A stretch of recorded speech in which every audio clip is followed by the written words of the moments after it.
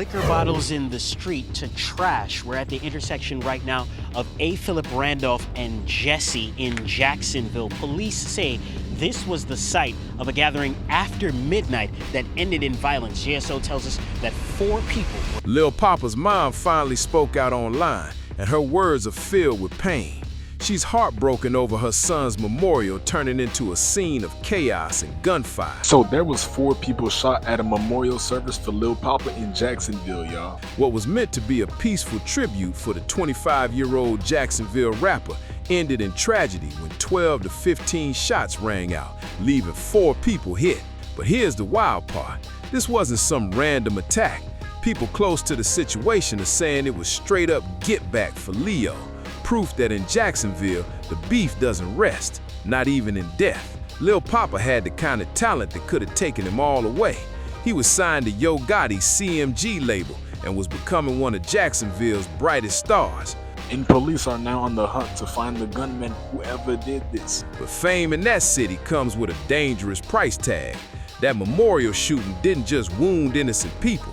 It ripped the cover off how deep this Jacksonville street war really runs. To understand how a night of remembrance turned into another headline crime scene, we gotta trace it back to where all the smoke started. Let's rewind to the early 2000s, when Jacksonville was already bubbling with tension. Back then, Poppa was just a young kid moving between his mom's spot on the east side and his grandma's crib on the west. Cause what one person did this to 4 people at a memorial service for somebody that just passed away? His mom kept him in church, hoping he'd stay away from trouble, and that's where he found his spark. At just 6 years old, he was writing Christian rhymes to perform at Sunday service, and his big bro Chi-Chi was the one who showed him how to rap. Poppa picked it up quick, and soon enough, he was spitting bars outside the church too. But Jacksonville streets got a way of changing people fast.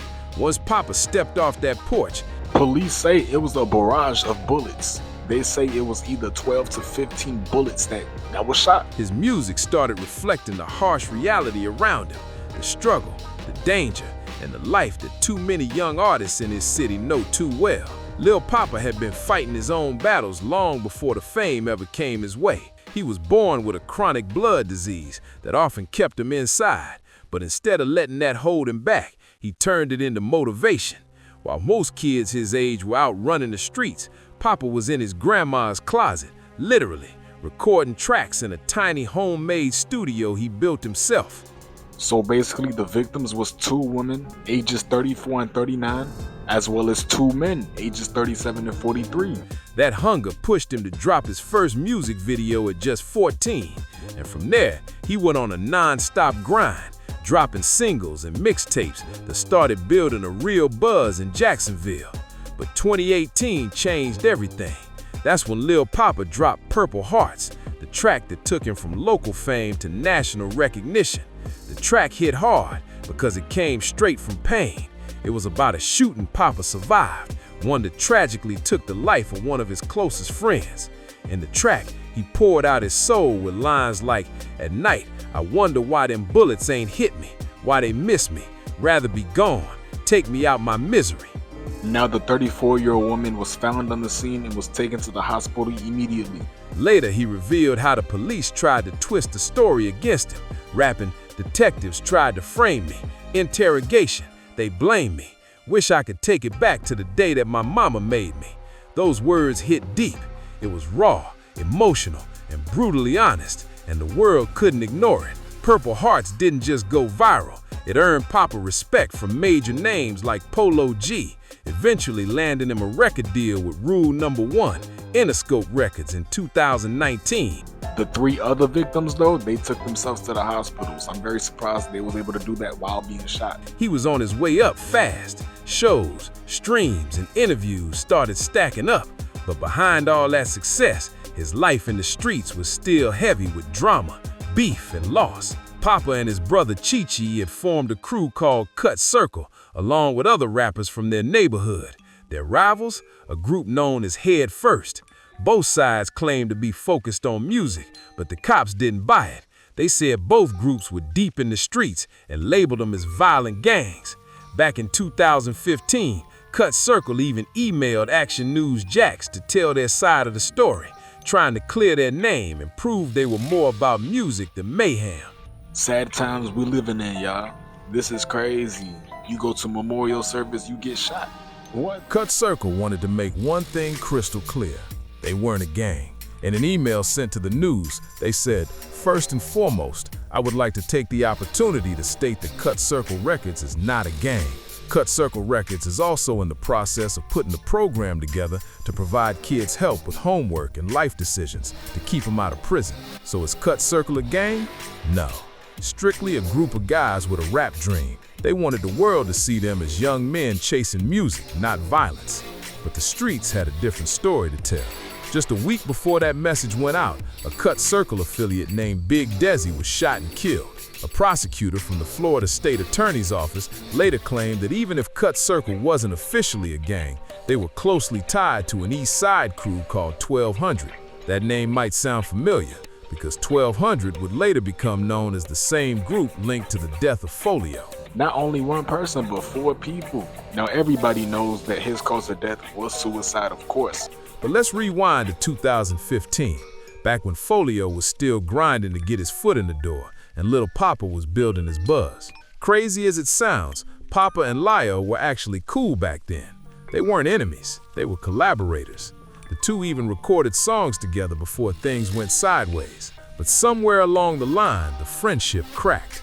Word is, tension started building, and by 2018, it all boiled over during a fist fight at a Foot Locker. That fight wasn't just personal, it sparked a street feud that would shadow both of their careers until death. The beef between Cut Circle and Head First had already turned deadly long before that.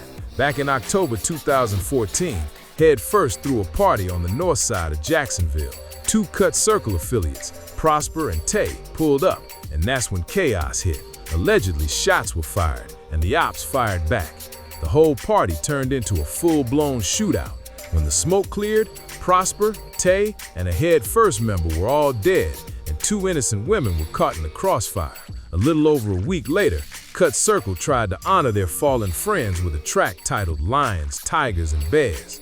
But why would just one person shoot 4 people? I'm just curious. We just gotta wait until these police investigate what really went on. But Head First didn't hold back either. They clapped back with a diss track aimed at their rivals and at Big Desi himself. In it, they rapped, "Face shot as he hit the floor, calling his daddy as he hit the door." It was cold, it was ruthless, and it showed how deep the tension in Jacksonville really ran.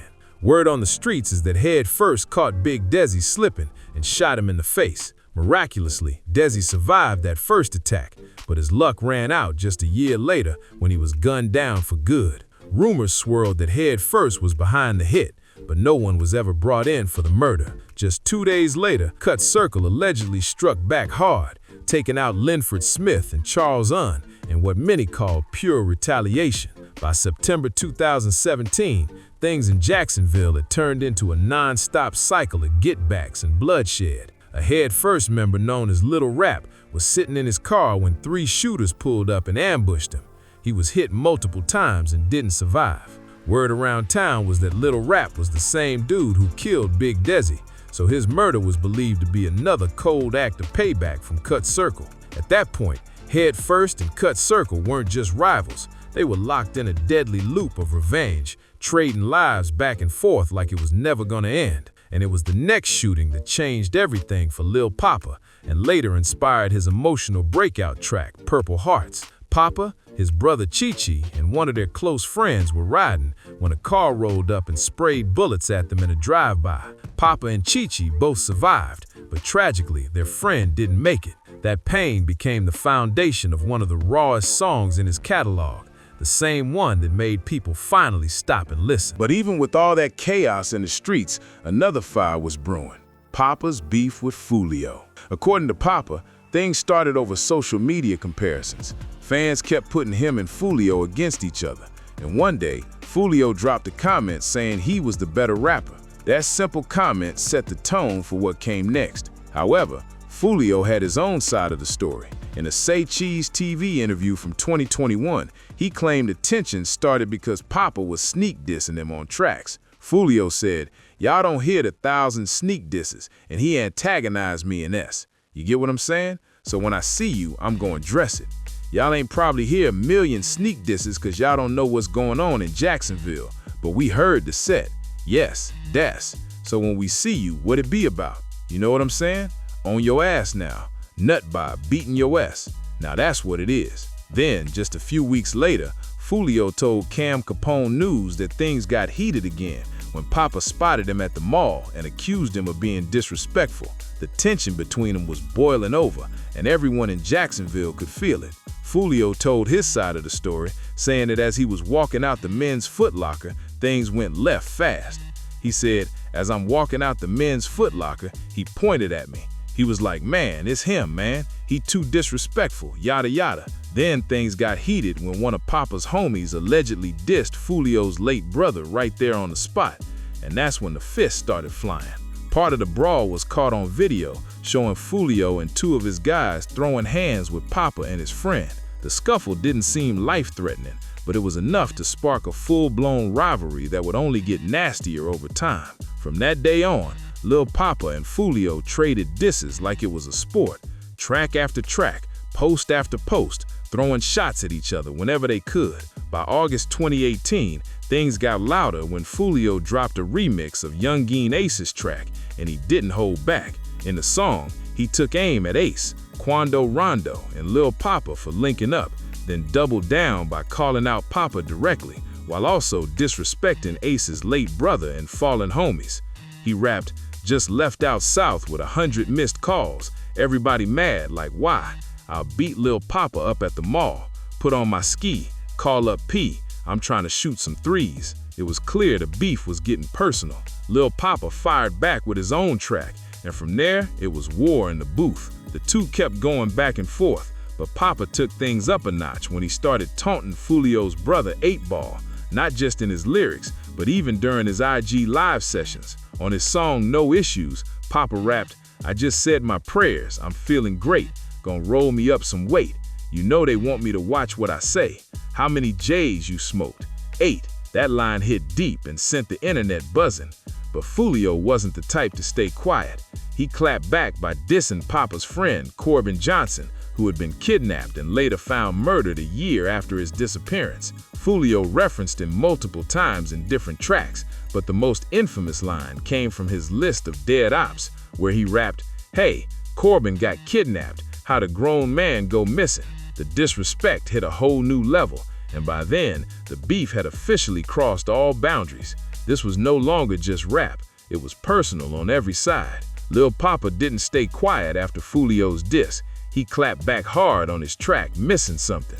In it, he fired off some chillin' lines, rapping, you won't make me crash unless I wanna crash. Pray everybody on that list come back and haunt his ass. It was clear Poppa was done playing. Not long after, word spread that Foolio actually pulled up to one of Lil Poppa's shows in Jacksonville, trying to confront him face to face about all the back and forth.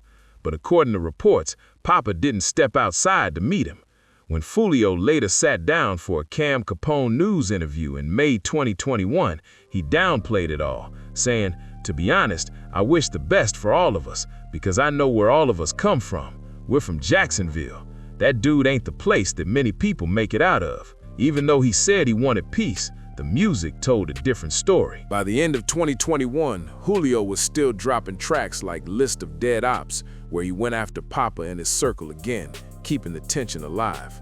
But months later, Julio switched up, saying he was done dissing the dead and calling it childish. After that, things between him and Poppa started cooling off. For years, their beef stayed on wax, a war of lyrics more than bullets. But in Jacksonville, peace never lasts long. Julio wasn't the only one from 6 Block who had problems with Poppa either. Another rapper from the same neighborhood, K Shorty, jumped into the mix and took aim at Poppa's late brother Lil League on a track titled The Ops. In it, he rapped, smoking on Mechie and League, they speaking on Teak. On another record, he threw another jab, saying, I ain't worried about Gucci, I'm looking for Poppa. Poppa wasn't about to let that slide. He responded with, disgusted me, where he hit back with a sharp line, talking about he looking for Pop, what he gonna do to him? The innocent little girl lost her life behind your You ain't looking for them. That last bar referenced a heartbreaking tragedy that shook Jacksonville, the death of 17-year-old Nandi Wise back in 2020. According to reports, Nandi had just dropped off K Shorty after what was said to be a date when two gunmen suddenly appeared and started firing. The bullets were meant for K Shorty, but Nandi was caught in the crossfire and lost her life at the scene. Her death broke hearts across the city, another innocent victim of a cycle that seemed impossible to stop. Then came June 23, 2024, the day everything changed forever. Around 4:05 a.m. in Tampa, Fulio was gunned down in a shocking attack that made headlines across the country. Reports claim that two rival crews, ATK and 1200, the same group long tied to Lil Poppa, were behind the hit. But what came next made the story even wilder, because after Fulio's murder, the streets started whispering that the cycle of revenge wasn't done yet. After Fulio's death, Lil Poppa wasted no time speaking his truth through music. He dropped a track called 4 a.m. in Tampa, a title that instantly grabbed attention since it matched the exact time and place where Fulio was killed. Fans and bloggers lit up the internet, convinced the song was a direct reference to the murder. Then, during Fulio's trial, Poppa's name came up again, this time in court. Witness Alicia Andrews testified about how certain members of 1200 were celebrating Fulio's death, and when the prosecutor mentioned Lil Poppa, she confirmed that he was a rapper with gang ties. But just when everyone thought this story couldn't take another dark turn, it did. Out of nowhere, news broke that Lil Poppa himself had passed away in Atlanta at just 25 years old. The details around his death are still hazy, and the rumors are flying like crazy. Some people claim he was under the influence. Others think someone told him to do something reckless, and a few even suggest there's more to the story than what's being told. As one fan said online, "The story we're being fed ain't the story that's really true." Whatever really happened, his death shook his family, friends, and the entire Jacksonville rap scene to the core. Just 2 years earlier, Poppa had hit a major milestone when he officially signed to Yo Gotti's powerhouse label, CMG, in April 2022. That move could have been the big break that took him straight to superstardom. CMG is stacked with heavy hitters like Moneybagg Yo, 42 Dugg, and ESTG, and Gotti clearly believed Poppa was next up. Together, they even dropped tracks like Spot and Signing, showing the world that Lil Poppa was leveling up fast. But sadly, all those dreams came crashing down. On the night of his memorial, crowds of people gathered at the intersection of A. Philip Randolph Boulevard and Jesse Street in Jacksonville to pay tribute to the young artist gone too soon. It was meant to be peaceful, a night of candles, love, and memories. Friends, fans, and family members showed up to celebrate his life, not to see more bloodshed. Then, just before midnight, everything changed. According to police reports, chaos suddenly erupted. Gunfire tore through the crowd, turning a moment of mourning into another tragedy. It was a hail of bullets, a scene nobody expected, and proof that even in death, the violence haunting Jacksonville rap scene just wouldn't stop. Police say between 12 to 15 shots exploded through the air that night, chaos in every direction. When the smoke cleared, 4 people were hit. 2 women, ages 34 and 39, and 2 men, ages 37 and 43. The 34-year-old woman was found wounded at the scene and rushed to the hospital, while the other 3 victims drove themselves to get help. By sunrise on Sunday, the aftermath was clear. Empty Don Julio bottles, candles, and trash scattered across the intersection where the memorial had turned into a crime scene. People in the community confirmed to reporters that the gathering was meant to honor Jacksonville rapper Lil Poppa, who had died in Atlanta at just 25 years old. The heartbreak was heavy, especially for those who knew him since childhood. Robert Phelps, a member of the nearby First Baptist Church of Oakland, told news crews, "I remember him as a little kid singing and rapping inside the church. I enjoyed him. I hate that he's gone." His voice cracked as he talked about how this kind of violence was rare for the neighborhood, saying, "Of course, like I said, I haven't seen anything like this or heard anything like this happen in years, so yeah, definitely out of character. I mean, they always have gatherings every night. But here's what caught people off guard: the ages of the victims. Poppa was only 25 when he passed, so folks started asking, What were people in their 30s and 40s doing at his memorial? These weren't random partygoers. They could have been OGs, older homies, or people who watched him come up in the neighborhood. Still, the fact that grown adults were hit suggests something darker. This wasn't random. Someone at that event was clearly being targeted. As detectives dug deeper into the case, the truth began to sound even more disturbing. According to police sources, the shooting wasn't a spur-of-the-moment act. It was planned, a calculated retaliation tied directly to the long-running gang conflicts that have plagued Jacksonville for over a decade. The same street beef that once fueled lyrics and rap battles had now spilled into real life once again, this time claiming even more victims during what was supposed to be a night of peace. Local leaders were quick to speak out. Bishop Harry Williams of In the Word International Church on Spire Street began urging party promoters, DJs, and event hosts to do their part in keeping these gatherings safe. He pleaded with the city to break this cycle, reminding everyone that violence at events meant to celebrate life and music only left more pain behind. The shooting that was meant to remember Lil Poppa had now become yet another reminder of how deep the wounds in Jacksonville's streets still run. Bishop Williams tried to send out a message of peace, urging the community to look out for one another before things turn deadly. He said, "Don't be afraid to tell somebody, if they see something. Don't be afraid. Tell them, hey man, look, I see you got a gun on your side. Put it in the car, man. You know what I mean?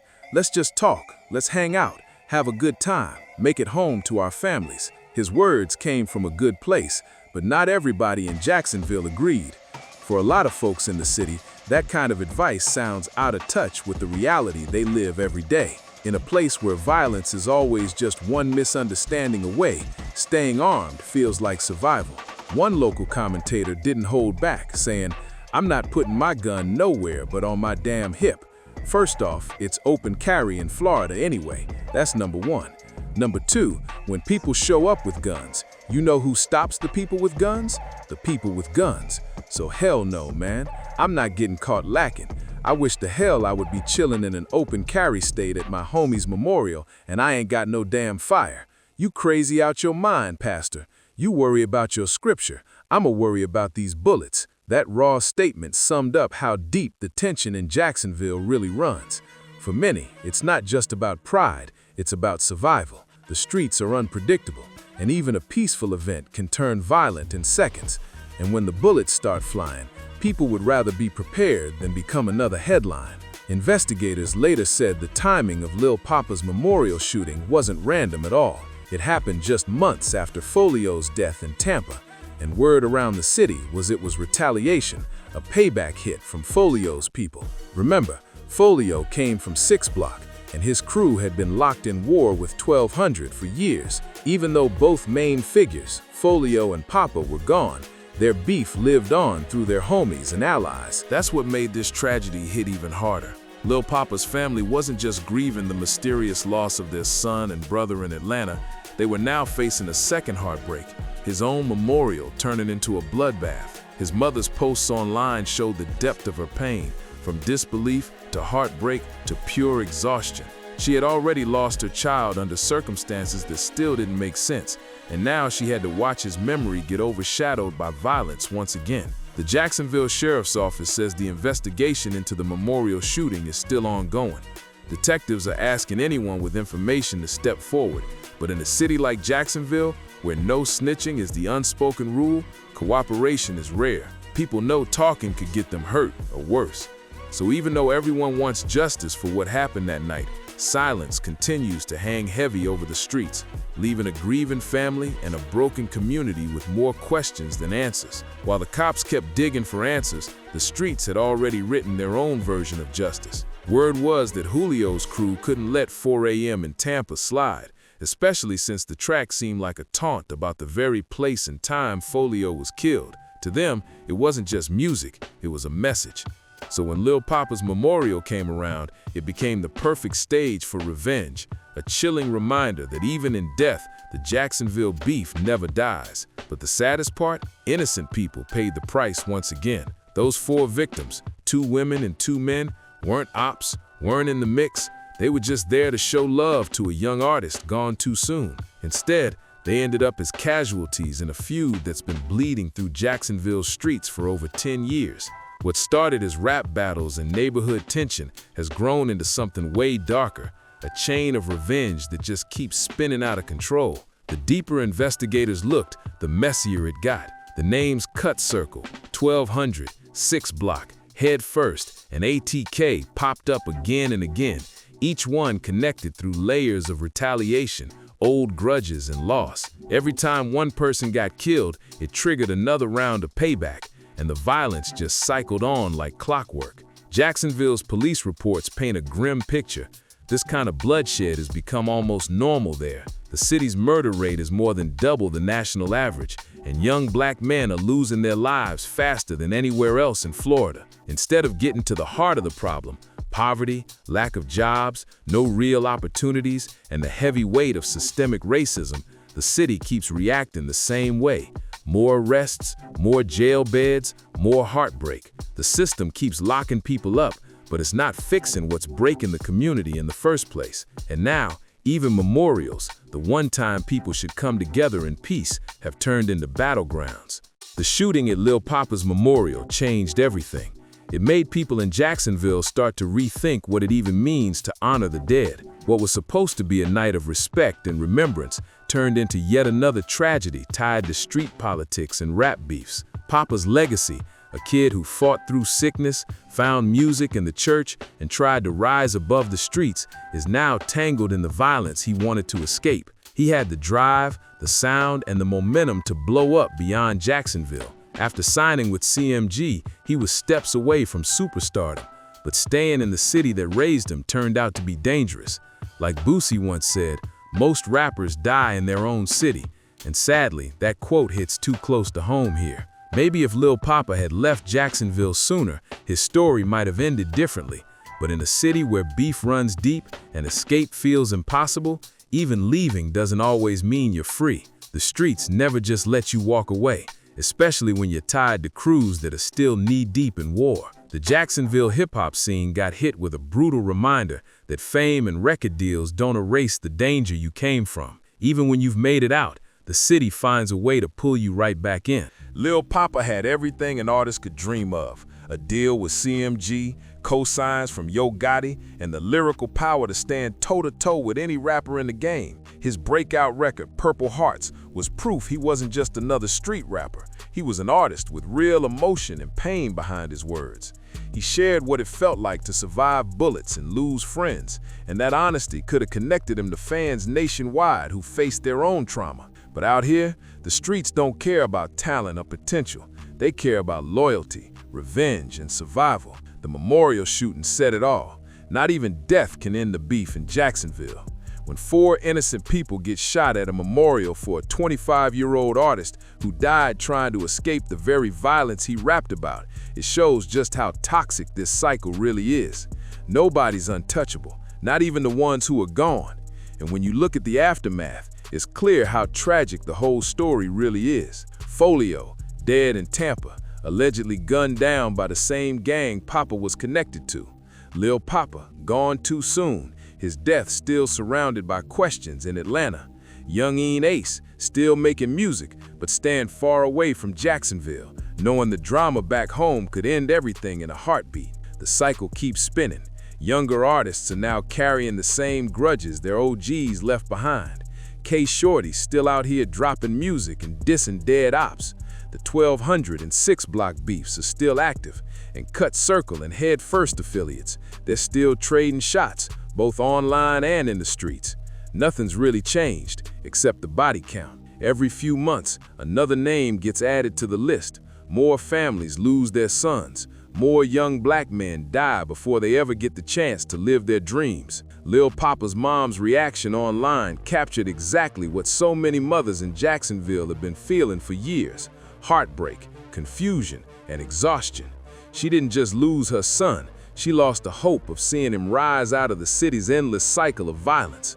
Her pain mirrors a whole generation of families who keep lighting candles and praying for peace, even when the streets refuse to give it. Lil Poppa's mom wasn't just mourning her son, she was reliving the nightmare of seeing the same violence that took him follow him even in death. Her pain was raw, real, and it spoke for every mother in Jacksonville who's had to bury a child because of these streets. What she felt wasn't just personal grief, it was the weight of an entire city's broken heart. And this story isn't just about Jacksonville anymore. The whole hip-hop community needs to wake up and pay attention.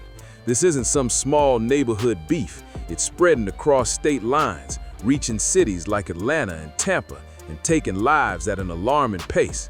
When rappers who should be focusing on tours and studio sessions are losing their lives instead, it's time for everyone, especially the labels, to step up. Record labels have to take responsibility too. It's not enough to just hand an artist a chain, a check, and a contract. If you're signing people who come from high-risk environments, you need to help them get out of those environments. That means real protection, bodyguards, relocation plans, therapy, and mentors who actually understand street trauma. Money can't fix everything, but giving artists the tools to survive can save lives. Lil Poppa had all the signs of greatness: a CMG deal, respect from Yo Gotti, and the lyrical power to make waves nationwide. But talent alone ain't enough to escape the trap you grew up in. His rise was inspiring, but his fall became a harsh reality check for every artist chasing fame while still tied to the streets. No matter how high you climb, if the streets still have your name in their mouth, they'll find a way to pull you back down. The memorial shooting was the heartbreaking final chapter of a feud that started with a few social media comments and ended with multiple deaths across cities. What began as online tension turned into years of pain. Rap beef turned real fast. And in Jacksonville, there's still no sign of peace, because there, even the dead can't rest. The cycle keeps spinning, one loss followed by another and then another, until something changes. More young artists with dreams of making it out will keep getting swallowed up by the same streets they're trying to escape. Lil Poppa's story isn't just tragedy, it's a warning to everyone chasing success in places where survival comes before fame. The story of Lil Poppa and the chaos that followed him feels like the closing chapter of one generation, but maybe, just maybe, it's also the start of a wake-up call for the next. Jacksonville's music scene is full of young talent, kids who grew up watching artists like Poppa, Folio, and Ace become street legends and local heroes.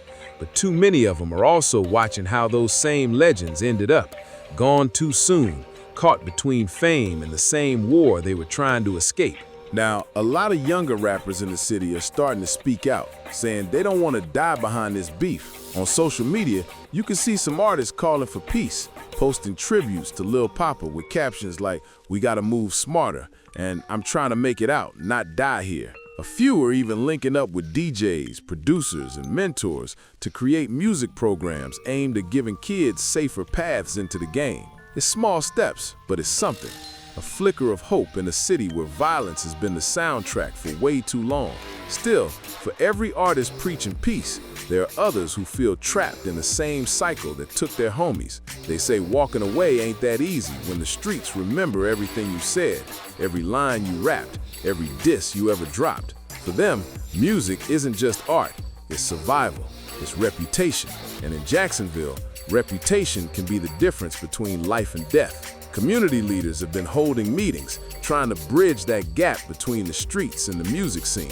They're urging artists to think twice before using their lyrics as weapons. Some even want to start city-funded safe studio projects, spaces where young rappers can record music without looking over their shoulders or fearing that ops might show up mid-session. Whether it'll work or not is still a question, but at least people are talking, and that's a start, because if Lil Poppa's story teaches anything, it's that dreams can't survive long in chaos. He had the talent, the connections, and the momentum to change his life, but the streets changed it for him first. His legacy is more than the beef, though. It's also the reminder that Jacksonville has a voice worth hearing, if only it could stop silencing itself with bullets. Maybe the next generation can break that curse. Maybe the kids coming up right now will finally learn that being real doesn't mean losing your life over pride. Lil Poppa's name will always echo in those streets, not just as another fallen rapper, but as a symbol of what happens when talent and tragedy collide. And if the city can learn from his story, maybe his death won't just be another headline, Maybe it'll be the reason someone else finally makes it out alive. That's some real type shit, and it's exactly why Jacksonville stays one of the most dangerous cities for rappers in America. The talent there is undeniable, but the pain behind it runs deep. The city's got more gifted voices than most people realize, yet too many of those voices never get to grow old because the streets don't let them. Every few months, another name gets added to the list, another young dreamer turned tragedy. What Jacksonville needs now isn't just more police cars patrolling corners.